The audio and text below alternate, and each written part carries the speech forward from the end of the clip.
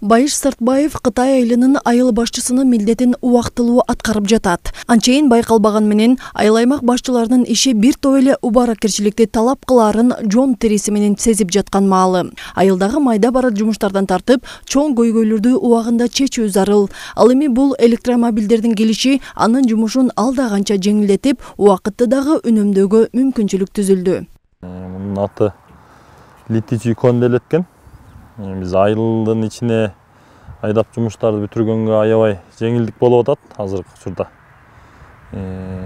Жолдогу мусурларды терген боюнча артыбызда газон салынып атат. Ушундай иштерге айдап келип жумушубузду бүтүрүп атабыз азыркы учурда. Аябай эле жеңилдиктер болуп атат. Айыл ичинде унасы жоктору да келип сурап, майда бара жумуштарын бүтүргөнгө жардам берип атабыз. Колдон келишинче. 721 жашоочусу бар Кытай айылына бул электромобилдин чоң жардамы тийип жатат. Көбүнчө турмуш тиричилик калдыктарын жыйноодо, тазалыкты сактоодо колдонулууда.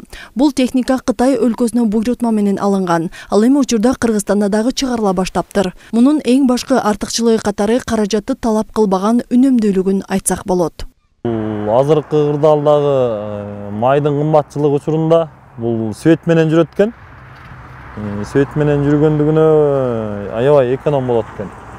Бир зарядтап койсок 2-3 күн айыл ичине айдап атабыз. Чөнтөгүбүзгө дагы эконом болот. Мурунку учурларда өзүбүздүн жеке менчик унааларды айдачу элек, ага кичине чөнтөккө оор болуп кетчү эле. Азыркы учурда сонун болуп калды. Көтөргөнү 1 тонна деп атат азыркы учурда. Анан анчалык деле көп салып көрөлекпиз. Бирок где-то 500'дü салып көрдүк, тартып ар бери жакка ташып атабыз. Бул уна көтөрөт дагы экен да.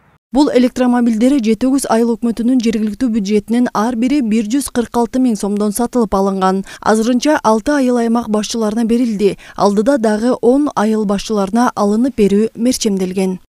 Биз азыр ушул айыл ичиндеги турмуш тиричилик калдыктарын жыйноодо, тазалыктарды сактоодо буга чейин айыл өкмөтүнүн кызматкерлеринин күчү менен мугалимдер менен иш алып барып келгенбиз. Көчөдөгү мусулар, таштандыларды терип тазалап. Анан кийинки убакта ушул электромобилдер ыңгайлуу экенин биз ошол тактап, ушул айыл өкмөтүнүн бюджетинин эсебинен 6 дана электромобиль алдык. Ар бири 146 миң сомдон. Азыр ошол айыл башчыларга бөлүнүп берилди ар бирине. Азыр 6 айыл башчы ошол менен иш алып барып атат. Ошол бир гана таштанды эмес, башка айылдын керектүү муктаждуу жумуштарына дагы ошол пайдаланып жатышат.